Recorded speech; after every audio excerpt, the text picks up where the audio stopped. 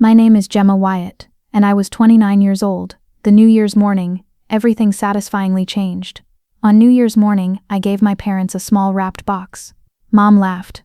"Let me guess," she said. "Another thrift shop soap from the family disappointment." Dad didn't even look up from his phone. My sister chimed in. "Just open mine instead. It's actually worth something." So I took my box back. I opened it myself right there in front of everyone, and held up what was inside. My mother started crying. My father finally looked up. What they saw changed everything. Before I tell you what was in that box, please take a moment to like and subscribe, but only if you genuinely enjoy this story, and drop where you're watching from and your local time in the comments. I'd love to know. The cold always seemed to find a way into my childhood home outside Scranton, Pennsylvania. It crept through the gaps in the floorboards, and settled right in my bones. I was sitting at the oak dining table the year before everything fell apart. The room smelled of roast turkey and pine needles, but the air felt heavy, tight with the kind of tension you only get when a family pretends everything is perfect. My father, Tim Wyatt, sat across from me, his thick, calloused carpenter hands wrapped around a steaming coffee mug. He was a quiet man who built things for a living. He measured his worth by keeping the lights on and the roof patched, though lately his eyes always looked hollow and tired. Next to him was my mother, Donna. She worked the front desk at a local medical clinic. She was a woman who liked total control. She liked things she could point to and brag about to the neighbors so they would think we did all right. Right then she was pointing to my older sister, Blair. "It's just beautiful, honey," my mother said, her voice dripping with absolute warmth. Blair, 3 years older than me and a proud graduate of Brown University, held up a delicate silver pendant necklace to the light. It was custom engraved. My mother had carefully measured Blair's neck weeks ago to get the velvet box and the chain length just right. Beside Blair sat her wife, Diana Keller, a high-powered corporate lawyer with a shark-like smile and a closet full of six-figure designer suits. They lived in a massive glass-fronted townhouse down in Baltimore. Together they were the ultimate picture of success. They were the daughters my mother actually wanted. And then there was me, Gemma, state college graduate, self-taught data analyst. I had moved to Allentown at 23 with a cheap refurbished tablet. I lived in a tiny studio apartment no bigger than a parking space. "Your turn, Gemma," my mother said, waving a hand vaguely in my direction. Her bright smile instantly faded into a tight, polite line. She pushed a flat, crinkled gift bag across the table. It slid into my hands with a sad rustle. I opened it carefully. Inside was a scarf. It was bright neon orange. I stared at the rough fabric. My chest tightened until it was hard to breathe. It wasn't just that I hated the color. It was that my favorite color was forest green. I had told her this every single year. Birthday wish lists, back-to-school shopping, the time she specifically asked what color to paint the guest room. Always forest green. "Mom," I said quietly, feeling the scratchy wool against my fingers. I watched her face closely for any sign of guilt. "You know I don't wear orange." She didn't even look at me. She was already turning back to Blair, pouring more coffee. "Oh, I must have been thinking of someone else." She brushed it off, flicking her wrist like I was a bothersome customer at her clinic. From the end of the couch, Blair laughed softly. She leaned into Diana's expensive jacket. "Maybe she was thinking of someone who actually tells people what they want out of life," Blair whispered, making sure it was just loud enough for the whole room to hear. Diana smirked, taking a slow sip of her wine. I didn't argue. I didn't fight back. I just pulled that scratchy orange scarf over my head, and wore it for the rest of the night. No one said a word about it. No one said it looked nice. It was like I wasn't even sitting in the room. But later, as I drove back to Allentown in the dark, my tires gripping the icy frozen curves of Interstate 81, my hands were shaking on the steering wheel. The silence in my cheap car was deafening. I gripped the wheel tighter and tighter. My mother knew Blair's exact ring size, her favorite fonts, her preferred jeweler's return policies. She didn't even know my favorite color. I stared at the dark road ahead. A cold, hard thought locked into my mind. I was a data analyst. I solved complex problems by looking at numbers, finding broken patterns, and fixing the errors. In this house I was the error, and I promised myself, gritting my teeth against the freezing heater blowing on my face, that one day I would stop pretending this didn't hurt. But that orange scarf wasn't the worst thing my family ever gave me. The real nightmare started a few months later. Not with a gift, but with a piece of hidden junk mail. May arrived with heavy, endless rain that turned the Pennsylvania roads into slick black ribbons. My mother hadn't exactly asked me to come home and help clean out the attic. She had just mentioned it on the phone, sighing loudly about how her back hurt and how Tim was too busy in his workshop. So I showed up. I didn't wait to be asked. I didn't expect to be thanked. It was just what I did. I was the reliable shadow. "Grab the mail on your way in, Gemma," she yelled from the kitchen window as I parked my worn-out sedan in the driveway. I pulled the heavy stack from the rusted metal box. Most of it was damp junk, coupon flyers, a Crate and Barrel catalog that should have been canceled years ago. But my fingers stopped moving when I reached the bottom of the pile. It was a thick, heavy envelope from Premier Horizon Credit Union. The paper was stiff, the kind banks use when they stop being polite. Stamped across the top edge, in bold, aggressive red ink, were 4 words that made the blood rush to my ears. Final notice of default. I didn't open it. It wasn't my name on the front, but my chest tightened. My analytical brain instantly recognized the weight of that stamp. That wasn't a missed payment warning. That was the edge of a cliff. I shoved the envelope under a catalog, walked inside and handed the stack to my mother. She didn't even look at me, just tossed it onto the cluttered counter. I spent the rest of the day in the dusty, suffocating attic, hauling boxes of Blair's old college trophies and Diana's discarded designer luggage, while my mother directed me from the bottom of the stairs. That night the house felt entirely different. I lay awake in my old childhood bedroom. The squeaky radiator hissed in the corner. I stared up at the same water stain shaped like Texas on the ceiling, listening to the heavy, unsettling silence of the house. Around 2 a.m. the silence broke. Through the thin, cheap drywall I heard them, my parents. Their voices were low, panicked and strained, completely stripped of the proud masks they wore for the neighbors. "We can't keep hiding this, Tim." My mother's voice cracked, thick with quiet sobbing. "The bank called twice yesterday. They are going to take the house. Where are we going to go? We'll figure it out." My father hissed back, his voice trembling with a desperate, terrified anger. "Don't you dare tell the girls. I won't have Blair knowing. I won't have Diana looking down on us. I'll get more shifts, I'll fix it." "You can't fix this," she cried softly. I stopped breathing. I lay perfectly still in the dark, the shadows of the room pressing down on me. My father, the proud carpenter. My mother, the woman who needed everything to look flawless. They were drowning. The next morning I said nothing. I smiled a tight, practiced smile. I hauled the last of the boxes. I sat at the table and ate the tuna salad sandwich my mother made for me, even though she knew I hated tuna. Then I hugged them goodbye, got in my car and drove back to Allentown. But I didn't go home. My heart was hammering a frantic rhythm against my ribs. I pulled into the parking lot of a quiet corner coffee shop, found a dark booth in the back, and opened my laptop. I am a data architect. I build systems that find hidden truths in massive piles of numbers. Finding one hidden mortgage in a county database was child's play. My fingers flew across the keyboard. It took me 4 intense, agonizing hours to pull the public county records, trace the lien history, and build the full picture. A mortgage taken out in 2008, refinanced twice, once to pay for Blair's massive wedding, and once to help cover the down payment for Blair and Diana's shiny new townhouse. The last payment was made 41 months ago. Total remaining balance to stop the foreclosure, $92,518. I stared at the glowing screen until my eyes burned. They were about to lose everything.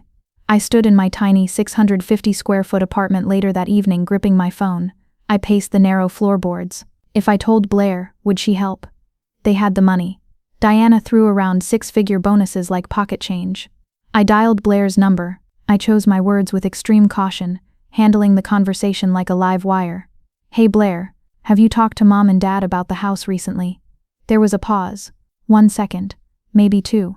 But in that tiny gap of time, the silence answered the question before she even opened her mouth. The air in the line went dead. "What about the house?" Blair asked. Her voice tightened, dropping an octave. She shifted her breath. She knew.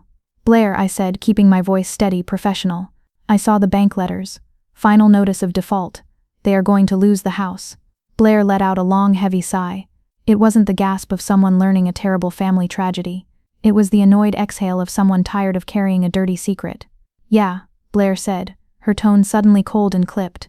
"Mom came crying to me about 7 months ago. But what am I supposed to do, Gemma? Diana and I just closed on our townhouse. We are liquidating assets for a massive kitchen renovation.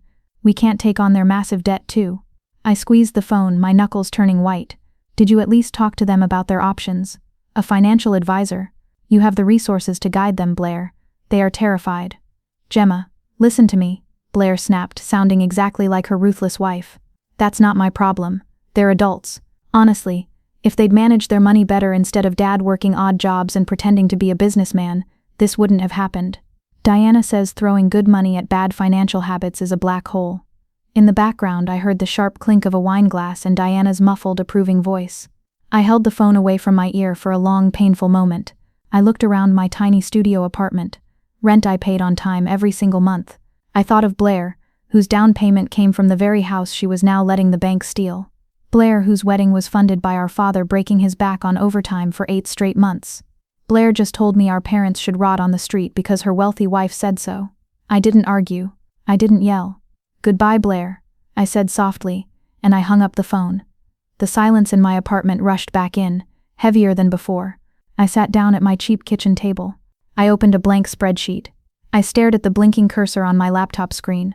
The only sound in my tiny apartment was the low, steady hum of the cheap refrigerator in the corner. I always thought better in rows and columns. Numbers didn't lie. Numbers didn't play favorites, and they certainly didn't care what color scarf you wore. I opened my banking app. For 7 years, I had built my life around discipline. 7 years of packing plain turkey sandwiches instead of buying lunch. 7 years of keeping the same rattling car, of saying no to weekend trips, of taking every single hour of overtime my manager offered. My savings account sat at exactly $58. It was my armor. It was the only proof I had that I was doing all right. And now I was about to rip it all down to zero. My fingers hovered over the keyboard. I thought about Blair's cold laugh. I thought about Diana liquidating assets for a fancy kitchen while my father, the man who had bought her wedding cake, was losing his mind with shame. "Why are you doing this, Gemma?" I asked myself, the silence pressing against my ears. "They don't even see you." But as I looked at the dark window, seeing my own tired reflection, I knew the answer. I wasn't doing it for their applause. I was doing it because that house was the only place I had ever felt safe before the world told me I wasn't enough. I was doing it because I refused to let Diana Keller dictate my family's survival. I started typing. Current savings, $58,000. Projected year-end bonus, $21,000. Total, $79,000. The payoff balance was $92,518. Dust to break even, plus a buffer for the bank's daily interest fees. Let's call it $15,000. If I cut absolutely everything, every streaming subscription, every coffee out, the heating bill, the grocery budget, I could squeeze out another couple of thousand. But it wasn't enough. I needed more. I needed to bleed for it. I picked up my phone. My hands were clammy, slipping against the plastic case. I dialed the 1-800 number printed on the county lien record I had pulled. "Welcome to Premier Horizon Credit Union," a robotic voice chimed. "Your call may be recorded." I navigated the maze of automated menus, my heart hammering a frantic rhythm against my ribs. Every second on hold felt like walking tighter onto a tightrope. Finally, the hold music stopped with a sharp click. "Foreclosure mitigation. This is David. Account number or property address, please." His voice was dead, flat. He sounded like a man who spent his entire day tearing people's lives apart. "I don't have the account number," I said, my voice dropping to a harsh whisper as if my parents could somehow hear me through the phone from Scranton. "But I have the property address. I want to initiate a third-party payoff for a defaulted mortgage." I gave him the address. I heard the aggressive clack-clack-clack of his keyboard. Yes. Tim and Donna Wyatt," David said, his tone shifting into something sharper, more alert. "This account is in severe default. Final notices have been issued. Are you a legal representative?" "I'm their daughter," I said, "and I have the money. I want to buy the debt." There was a heavy pause on the line, the kind of pause that makes you realize you are swimming in deep, dangerous water. "Ma'am, a third-party payoff requires certified funds. We do not accept partial payments at this stage. You have to wire the full cure amount, plus accumulated daily interest before the final auction date in December. If you miss it by 1 hour, the house goes to the courthouse steps." "I understand," I said, my nails digging into my palm until it stung. "Send me the wire instructions. Tell no one. Do not call the house." "As long as the money clears," David muttered. "We don't care who sends it." He hung up. The next week, the real nightmare began. I started sending massive, terrifying payments, draining my accounts piece by piece so the bank wouldn't immediately flag the massive transfers. I told no one, not my friends, not my coworkers. It was a 210-day war fought in total silence. I sold my car online at 2 a.m. in a deserted grocery store parking lot. I stood shivering in the freezing sleet, handing the keys to a stranger for $4,500 cash, watching my only freedom drive away into the dark. The next morning, I started taking the city bus. The heater on the bus was broken. I sat in the back, my breath pluming in the icy air, wrapping my thin coat tighter around myself. I missed 3 doctor appointments because copays were an unthinkable luxury. I ignored 4 birthday dinners, letting my friends think I was just becoming a recluse. I watched my savings account drop from $58,000, then to $10,000, then down to a terrifying $400. To bring it back up, I took on freelance data entry gigs, working until 3 a.m., my eyes burning, my head pounding with a dull, relentless ache. I was becoming a ghost. I was disappearing so my family could survive. Every time I visited home during those months, I sat at the dining table, sipping water, listening to my mother brag about Blair's newest vacation, while my father stared blankly at his plate, suffocating under the secret he thought he was carrying alone. Just hold on, I told myself, staring at my father's shaking hands. Just hold on until December. But the bank didn't wait until December. It was November 28th, a Tuesday. The wind outside my apartment was howling, rattling the thin, cheap glass of my single window. I was huddled at my small kitchen table, the harsh blue glow of my laptop screen casting long shadows against the peeling wallpaper. By this point I had developed a morbid obsessive habit. Every night before I slept, I logged into the county's public foreclosure database. My data architect brain couldn't rest unless I monitored the system. I needed to see the numbers. I needed to know the trap hadn't snapped shut yet. My fingers were numb as I typed in my parents' address. I hit enter. The page loaded. But something was wrong. Usually the row of text was standard black. Tonight, a small flashing red triangle sat next to my father's file number. My breath caught in my throat. The silence in my apartment suddenly felt thick, pressing against my eardrums. I leaned closer to the screen, my eyes scanning the tiny print.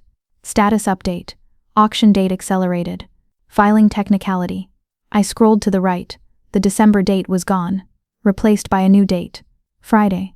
Friday. My heart slammed against my ribs like a trapped bird. I checked the time. It was Wednesday morning. I had exactly 48 hours to wire the final $24,000, or my childhood home would be sold on the courthouse steps to the highest bidder. Panic, cold and sharp, flooded my veins. I opened my banking app, my hands shaking so badly I dropped my phone on the desk. I picked it up, staring at the screen. My account was empty. I had drained it completely. The only money left was my year-end company bonus, which my manager had guaranteed would be around $21,000. It was enough to cover the final gap. But the bonus wasn't scheduled to hit payroll for another 2 weeks. 2 weeks. I stared at the wall, my vision blurring. 2 weeks. I had starved myself, sold my car, frozen on buses, and lived like a ghost for 7 months. And I was going to lose my parents' house over a 14-day corporate payroll delay. I couldn't breathe. The walls of my 650-square-foot apartment felt like they were shrinking, crushing my chest. All my careful planning, all my discipline, destroyed by a clerical error at the bank. I didn't think. I just moved. I sprinted out of my apartment, not even grabbing a scarf or gloves. I burst through the front doors of my building and hit the Allentown streets. The winter air felt like a wall of ice, biting into my exposed skin, but I didn't stop. I couldn't wait for the morning bus. I ran. 6 blocks. I ran past closed coffee shops and dark storefronts, my boots slipping on patches of frosted concrete. The wind whipped my hair across my face, stinging my eyes. My lungs burned with every breath, and my throat tasted like copper. 48 hours, my brain screamed over the howling wind.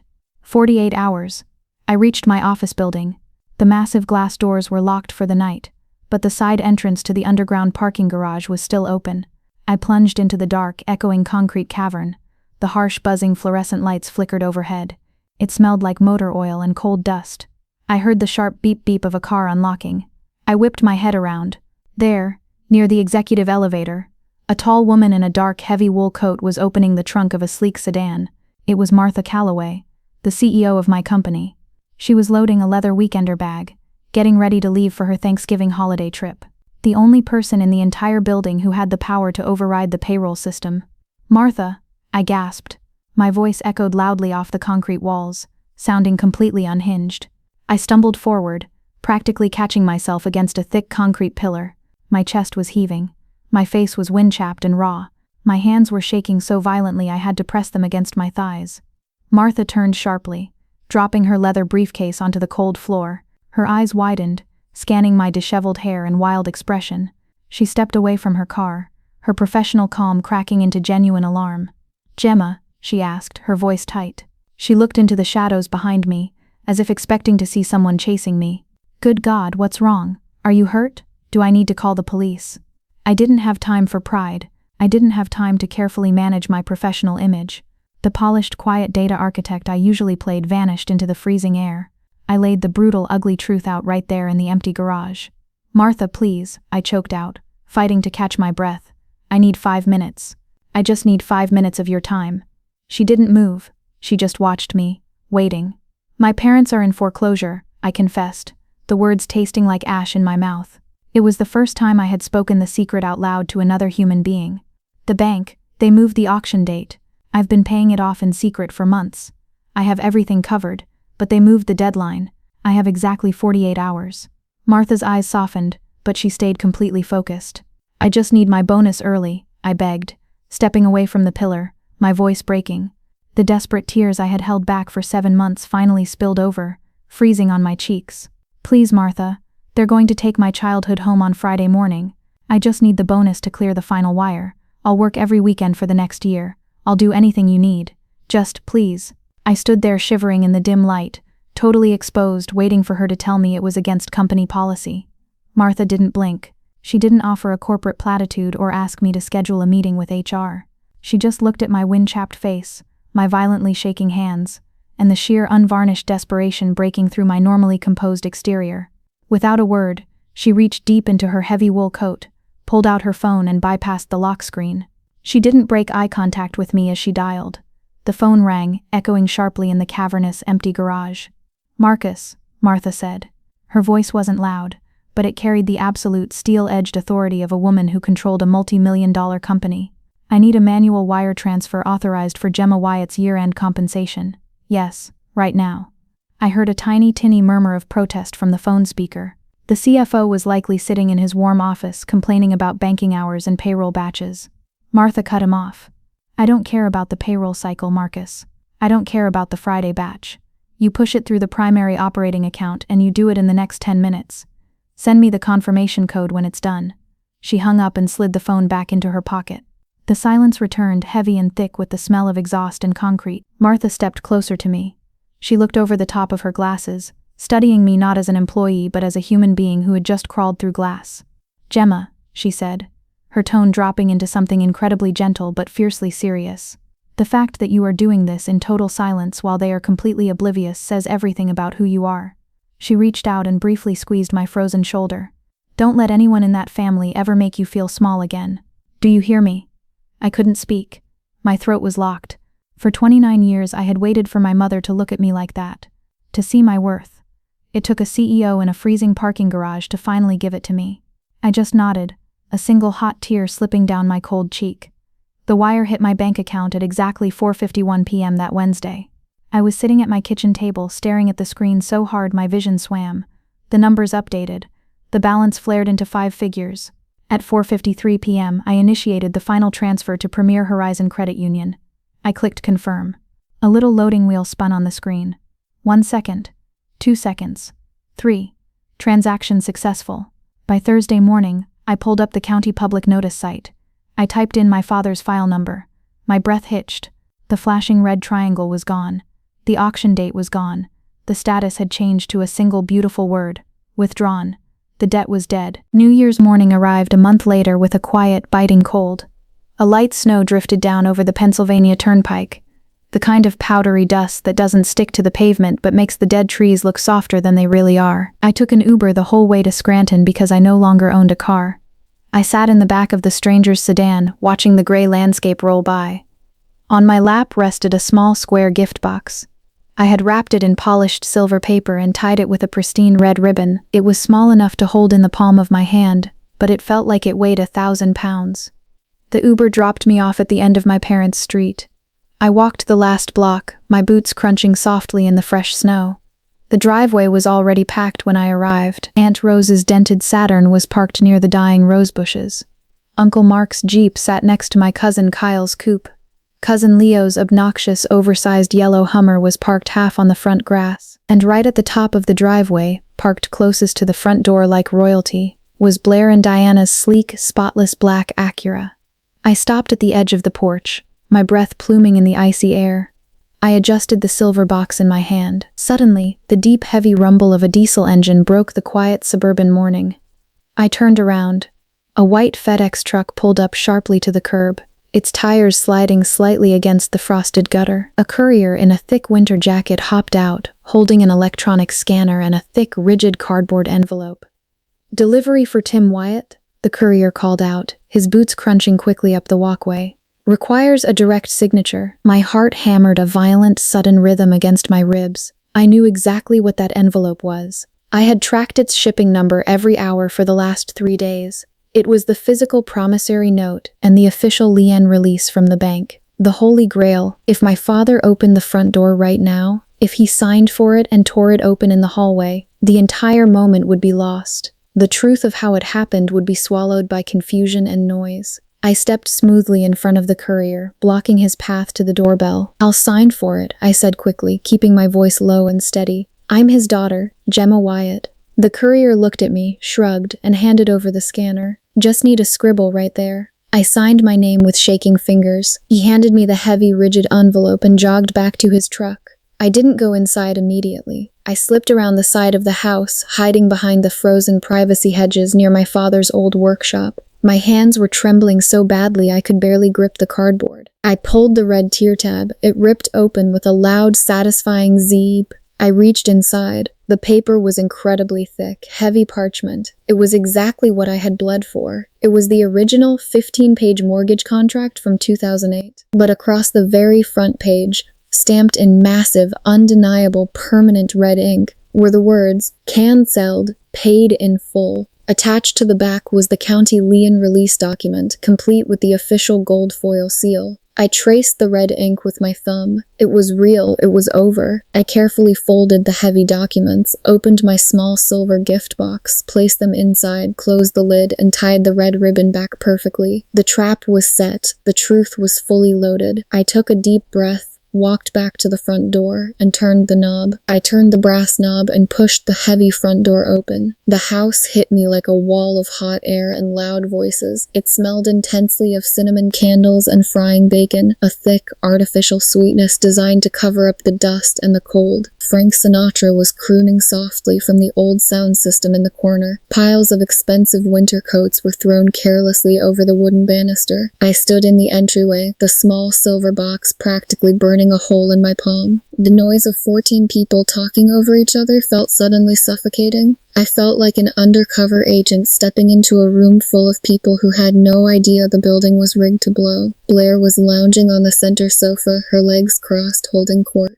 She was telling a loud, animated story about a recent ski trip in Vail, her hands moving gracefully as she spoke. Diana stood by the brick fireplace in a razor-sharp, tailored charcoal suit. She was slowly swirling red wine in a crystal glass, scanning the room with the cold, assessing eyes of someone who believed she owned it. My cousin Kyle and his new girlfriend Stella were sitting on the floor, their faces glowing in the blue light of their phones. Over by the kitchen doorway, cousin Leo was leaning heavily against the wall, loudly bragging about his real estate commissions to Uncle Mark, who looked like he was desperately looking for an escape route. None of them noticed me walk in. I was the invisible daughter. I always had been. My mother finally came around the corner from the kitchen, wiping her hands on a floral apron. She stopped when she saw me standing by the door. Her smile was tight, a forced, practiced expression that didn't reach her eyes. "Oh, you made it," she said. Her tone wasn't relieved. It was surprised, as if I were a plumber who had shown up on the wrong day. "I was starting to think you forgot about us, Gemma." "Happy New Year, Mom," I said smoothly. My voice was dangerously calm. Her eyes darted down to my hands. She stared at the tiny silver box, wrapped in its cheap red ribbon. A micro-expression of sheer disappointment flickered across her face before she hid it. It wasn't a large, heavy gift bag from a designer store. To her, it was just another thrift shop trinket. "Right," she sighed, waving a hand toward the massive pine tree in the corner. "You can just put that under the tree with the others. We'll open presents after brunch." She didn't ask how my drive was. She didn't ask if the roads were icy. She didn't ask about my life, my health, or my work. She just turned around and marched back into the kitchen. I walked over to the tree. It was buried under a mountain of glossy, oversized packages. I knelt down and slid my tiny silver box right into the front center, resting it directly against the tree skirt. I stared at it for a second. The ticking bomb. "Gemma, sweetheart." I turned.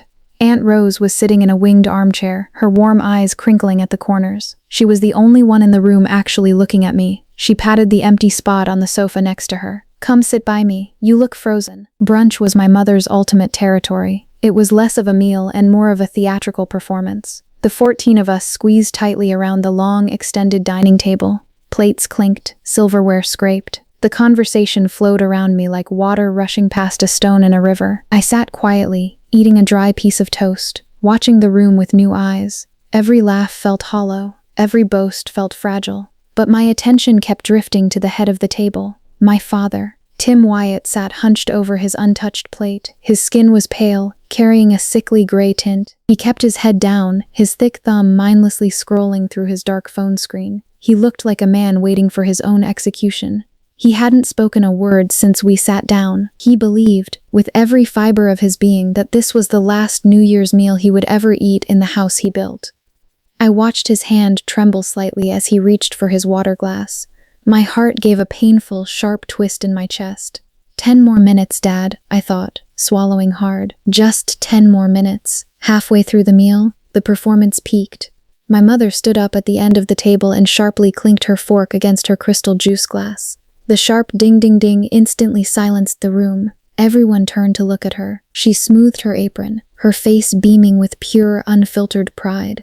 "I just want to say a few words," my mother announced, her voice echoing clearly in the dining room. She raised her glass, looking directly at the other end of the table. "I want to propose a toast to Blair and Diana. This year has been incredible for them. Blair was just promoted to senior vice president at her firm, and Diana..." My mother paused, making sure everyone was listening. "Diana officially made managing partner at hers. We are so proud of the women you've become." The table erupted into loud applause. Cousin Leo let out a piercing whistle. Uncle Mark nodded approvingly. Blair smiled modestly, looking down at her plate, while Diana smirked and raised her wine glass in a victorious salute. Then the silence settled again. Kyle, sitting across from me, casually pointed his fork in my direction. "What about you, Gemma? What's new in your world?" I opened my mouth to speak. I was going to tell him about the new data models I had built, but my mother got there first. "Oh, Gemma's still at that little computer job," my mother said brightly.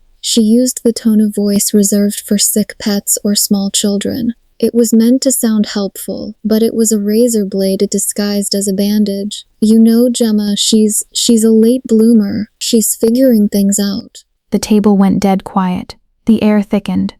Blair tilted her head, giving me a look of extreme theatrical pity. "Mom, be nice," Blair said softly, though her eyes were shining with amusement. "Not everyone peaks at the same time in life. Gemma will find her path eventually." I sat perfectly still. I felt 14 pairs of eyes slide over me, heavy with awkwardness and secondhand embarrassment. I could see Leo holding back a smirk. I could see Diana checking her expensive watch, clearly bored. Under the heavy mahogany table, Aunt Rose reached over. Her warm, wrinkled hand firmly gripped my knee, offering a silent anchor in a room full of sharks. I didn't flush red. I didn't look down at my plate. I looked directly into Blair's eyes, my face an unreadable mask of cold precision. "I'm doing just fine, Kyle," I said evenly. My voice didn't shake. Here is what none of them knew as they stared at me with their quiet pity. I knew exactly what Blair's firm was. It was a boutique practice owned entirely by Diana's umbrella corporation. It had exactly 14 employees, including the receptionist. Blair's senior vice president title was a paper crown her wife had bought for her. Meanwhile, my little computer job had just designed the predictive data models that secured a $5.1 million corporate buyout. I took a slow sip of my water. I didn't correct them. I let them enjoy their illusion for just a few minutes longer. The higher they climbed on their pedestals, the harder the floor was going to hit them. After brunch, the tension in the house shifted. It was no longer the polite, forced cheerfulness of a holiday morning. It became thick and suffocating, like a storm waiting to break. I pushed my chair back, the wooden legs scraping loudly against the floorboards. I needed air. I needed water. I walked into the kitchen. It was empty, smelling heavily of cooling bacon grease and burnt coffee. The rhythmic tick-tick-tick of the old wall clock above the sink felt incredibly loud. I grabbed a glass and turned on the cold tap, watching the water swirl. "Can I give you some advice?" I turned off the tap. Blair was standing in the doorway, Her arms were crossed tight across her chest, her posture perfectly arranged to look casual, but her eyes were sharp.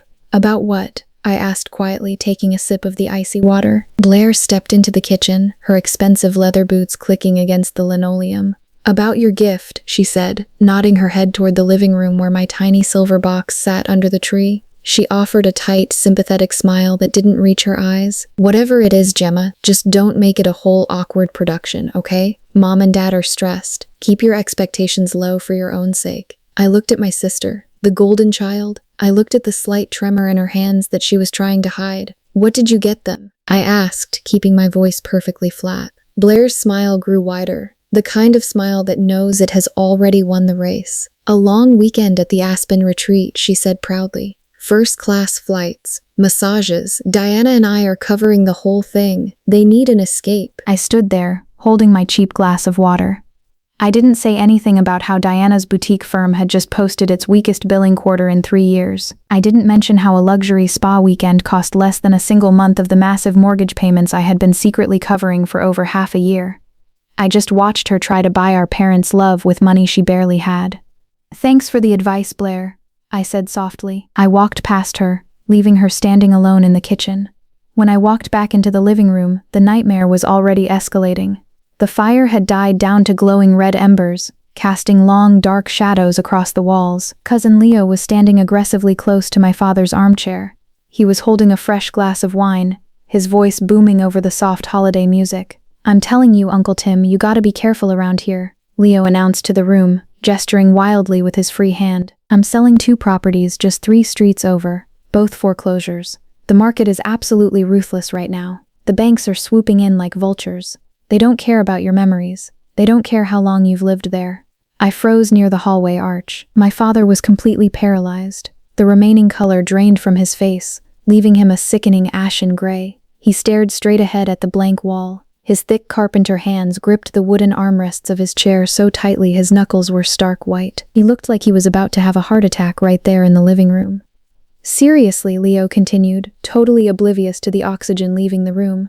"Anyone falls 3 months behind on their mortgage, and boom, street curb, everything is gone. But you guys are good though, right?" A terrifying, suffocating silence hung in the air. Only the crackle of the fireplace broke the quiet. "Tim?" Aunt Rose asked, leaning forward in her chair. She noticed his absolute panic. Her voice trembled.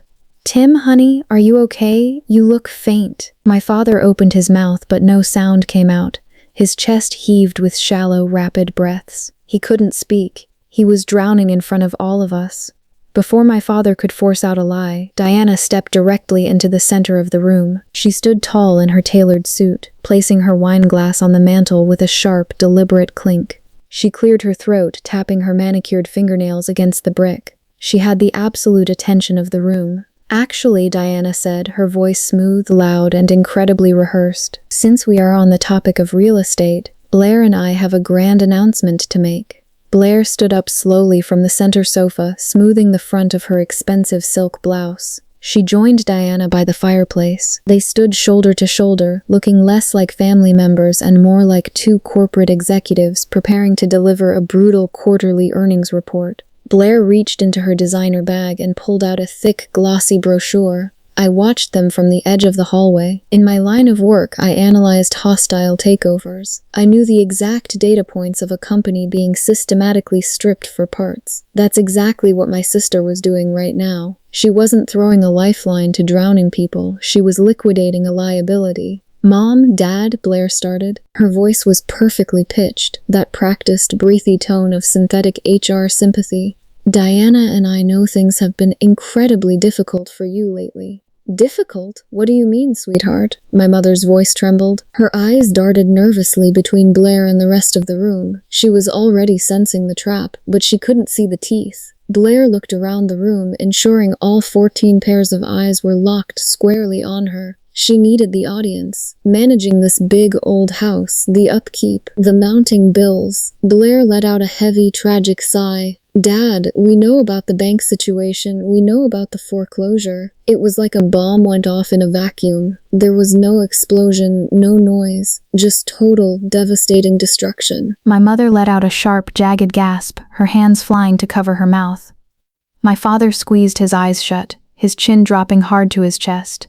He looked instantly 10 years older, a hollowed-out shell of a man who had just been completely broken. Cousin Leo's jaw literally unhinged, his wine glass freezing halfway to his mouth.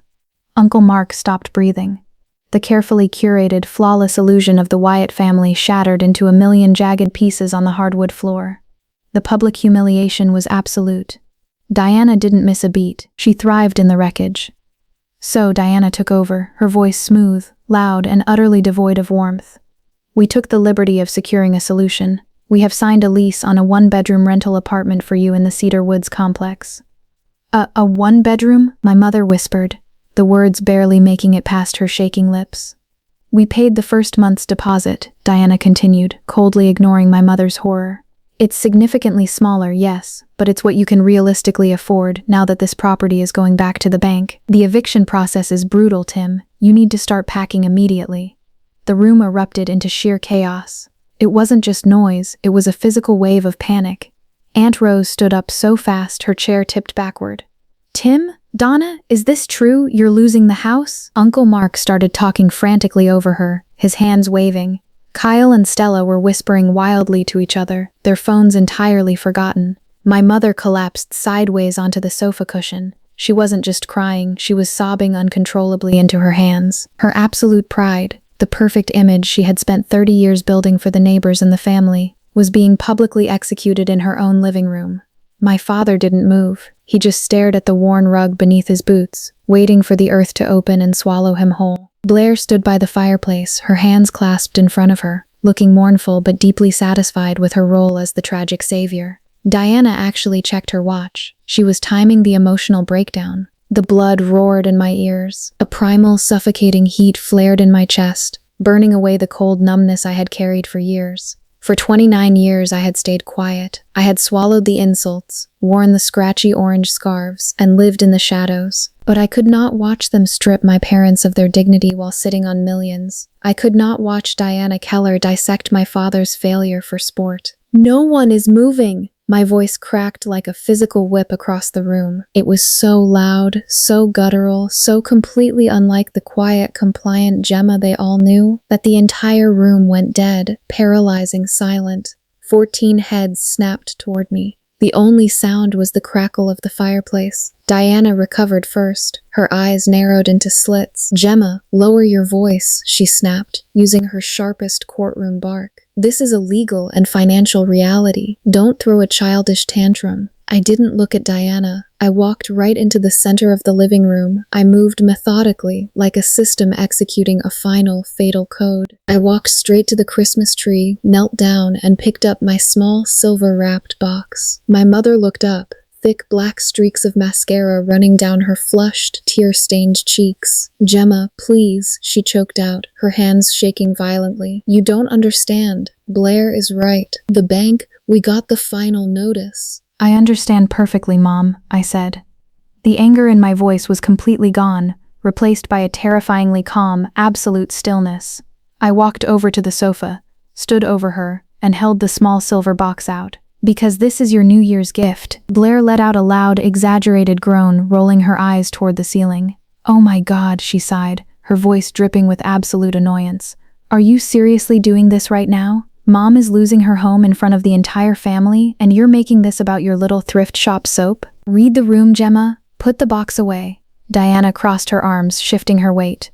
This is exactly what I mean about emotional immaturity, she muttered, just loud enough for Uncle Mark to hear. Let her give the gift. The voice tore through the room. It was Aunt Rose. She was standing now, her hands clenched into fists at her sides, her voice shaking with a sudden, fierce adrenaline. She glared at Blair with a look of pure protective anger. Let her give the gift, Blair. Just shut your mouth for 1 minute. Blair blinked, stunned into silence. Nobody ever spoke to Blair like that. My mother sat on the edge of the sofa, caught between the screaming and her own crushing despair. She reached out with trembling, hesitant hands. She took the small silver box. I watched her closely. My heart wasn't racing anymore. It was beating with a slow, heavy, absolute certainty. I watched my mother's shaking fingers pull the red ribbon loose. It fell to the hardwood floor with a soft, quiet curl. She lifted the shiny silver lid. She looked inside. She saw the folded, heavy parchment resting on the velvet. She frowned, confused. It wasn't jewelry, it wasn't soap, it was paperwork. "Take it out," I commanded. My voice left absolutely no room for argument. She pulled out the thick 15-page document. She unfolded it, her eyes darted over the dense legal text. Then her gaze locked onto the massive, undeniable red ink stamped across the very front page. Her lips moved silently. She couldn't process it. Her brain, completely overwhelmed by the trauma of the last 10 minutes, simply refused to read the words. She wordlessly handed it to my father. Tim Wyatt, a man who had been suffocating under the crushing weight of this exact debt for 4 years, took the document. His thick, calloused thumb brushed the paper. His eyes scanned the letterhead at the top corner. Premier Horizon Credit Union. He saw his own signature from 2008, written in blue ink. And then he saw the county seal. Lien release. Satisfied in full. "What?" my father choked out. His voice was a gravelly, broken whisper. The document shook violently in his hands. "What is this? Donna? This is our mortgage." He looked up at me, his eyes wide and terrified, afraid to believe what he was holding. "It says it's canceled." "Wait, what did you just say?" Cousin Leo shoved his way forward, practically stepping on Kyle's shoes, and grabbed the heavy parchment right out of my dad's hands. Leo sold real estate. He knew exactly what a bank lien looked like. His eyes bulged out of his head as he scanned the front page, and then flipped to the county seal on the back. "Holy," Leo breathed out, stepping backward. He looked at my father, totally stunned. "Uncle Tim, this is a certified promissory note, stamped paid in full. The lien is officially released. The bank has zero claim on this property. You own it, free and clear." The living room fell into a dead, paralyzed shock. The crackle of the fireplace sounded like gunshots in the quiet. "But how?" Diana demanded. She stepped forward, her perfectly rehearsed lawyer facade instantly cracking. Her eyes darted from the paper to my father, her voice sharp with disbelief. "That's impossible. That's a $90,000 defaulted debt. Who authorized the payoff? Who wired that kind of money?" I didn't blink. I didn't move my eyes from my sister. "Turn to the second page, Leo," I said, my voice slicing through the heavy air. "Read the paying party line at the bottom. Read it out loud." Leo flipped the heavy parchment. The room was so violently quiet you could hear the winter wind rattling the window panes. Leo swallowed hard, his throat clicking in the silence. "Paying party." Leo's voice dropped to a shocked, breathless whisper. "Gemma M. Wyatt." The silence that followed wasn't just quiet, it was physical. It was heavy, the kind of silence that presses hard against your eardrums and makes you intensely aware of your own heartbeat. "Wait, is that what I think it is?" Kyle whispered from the floor. Stella slowly set her phone face down on her lap, her eyes wide. Diana straightened up instantly, her jaw tightening so hard I thought her teeth were going to shatter. The color drained completely from her face. She looked at Blair, then back at the paper in Leo's hand, then at Blair again. Blair didn't move. She sat perfectly still on the sofa cushion. Her lips were slightly parted, her eyes fixed blindly on the legal document. Like it was written in a foreign language she was only now, terrifyingly, learning how to read. Her brochure for the one-bedroom rental apartment slipped from her fingers and hit the rug. I watched my mother's face go through something I had never ever seen before. It was a slow, brutal collapse, layer by painful layer, like a mask dissolving in boiling water. First came the terror of the eviction, then the absolute shock of the canceled debt, then the certainty that the paper was real, and underneath all of it, recognition. She turned and looked directly at Blair. She realized, in one devastating second, that Blair had known about the foreclosure for months. Blair was going to pack her away in a tiny apartment while pretending to be a hero, and her invisible daughter, the one she had just mocked at the dinner table, had secretly bled herself dry to save them. My mother started to cry again, but these were not panic tears. These were ugly, soul-deep tears that come from a dark place you didn't know existed until it forcefully breaks open. She pressed both hands over her face and sobbed, her shoulders shaking violently, stealing the breath from her lungs. My father stood up. He moved slowly, the way a man stands when his legs aren't entirely sure they will hold his weight. He walked toward me, 3 slow steps. His rough fingers trembled in the empty air. "Gemma," he whispered, his eyes filling with hot tears. You paid it All of it? $92,518, I said, the exact number etched permanently into the back of my skull. The wire cleared Thursday morning. The FedEx courier just dropped the original note off on the porch 5 minutes ago. The debt is dead, Dad. The deed is yours. No bank can ever touch you again. My father sank back heavily into his armchair.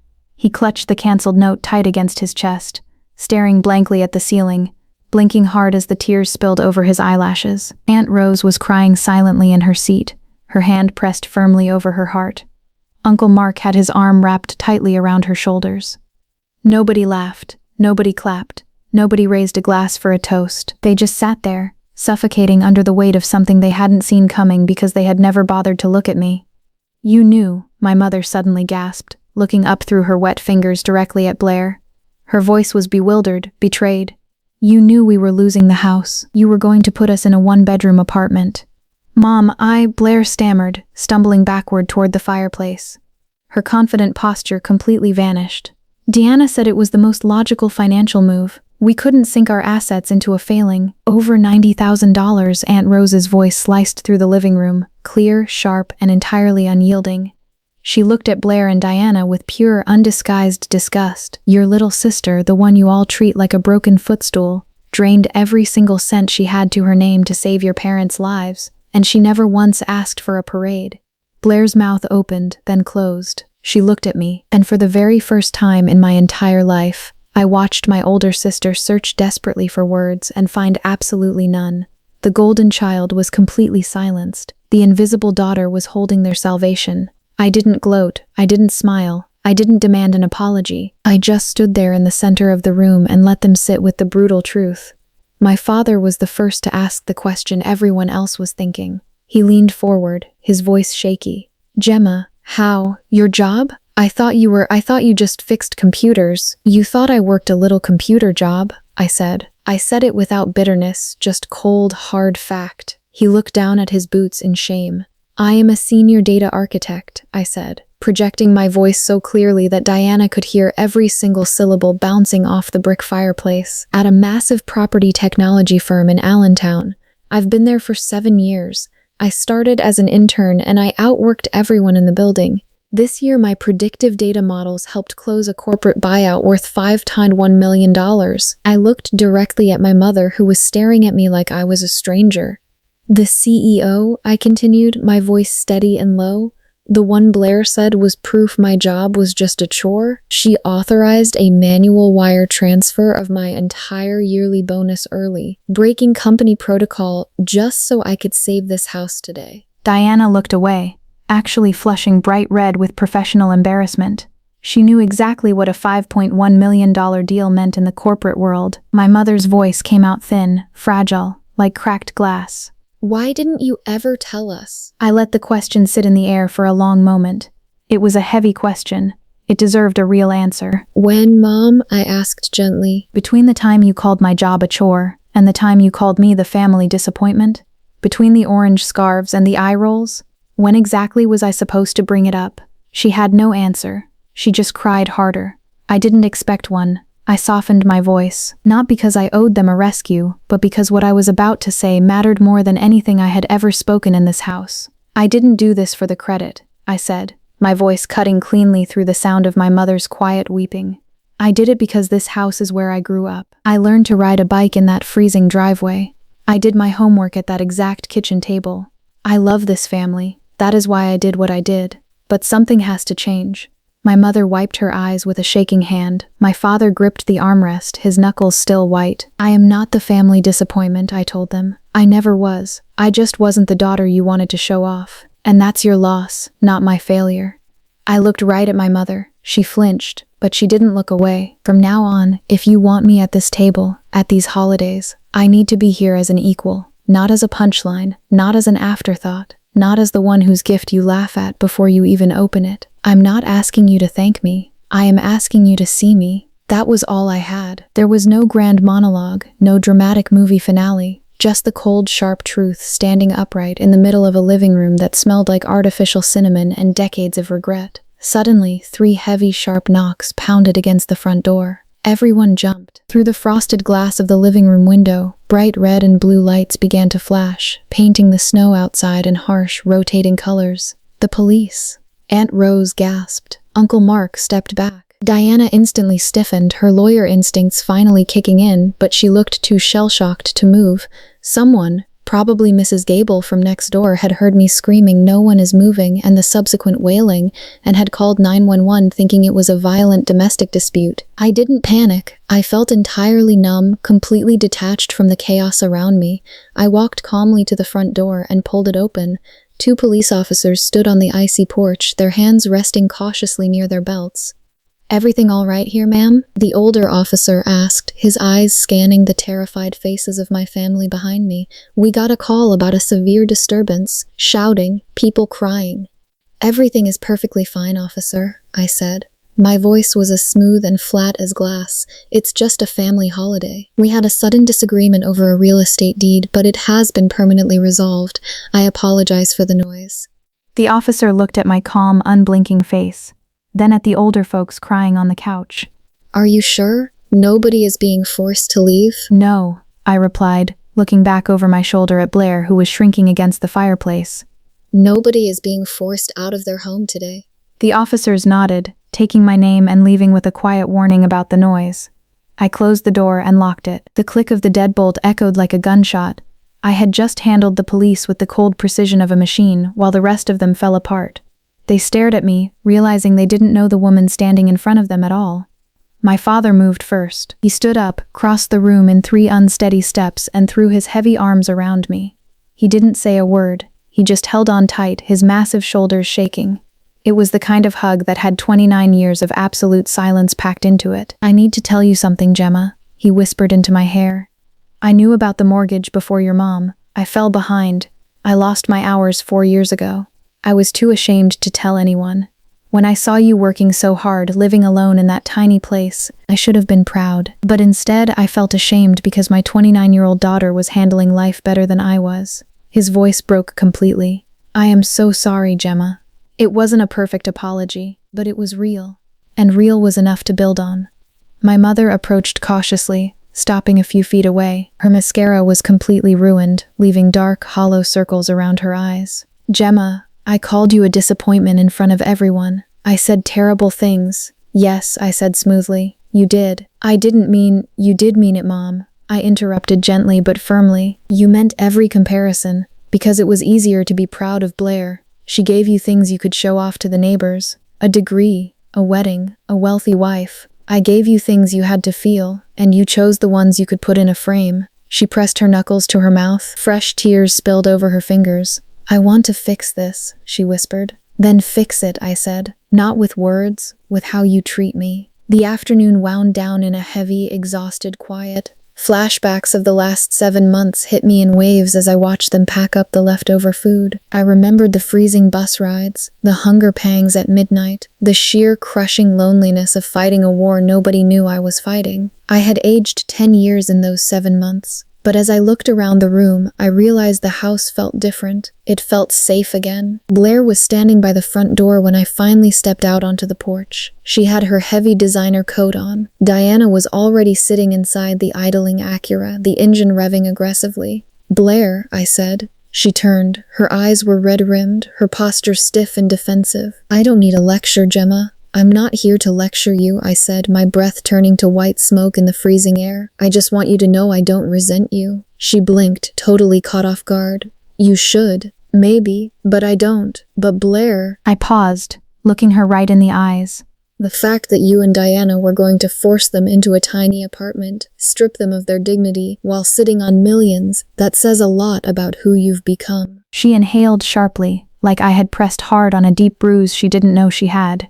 "We can be sisters again," I said softly. "But it starts with you seeing me as your equal, not your supporting act."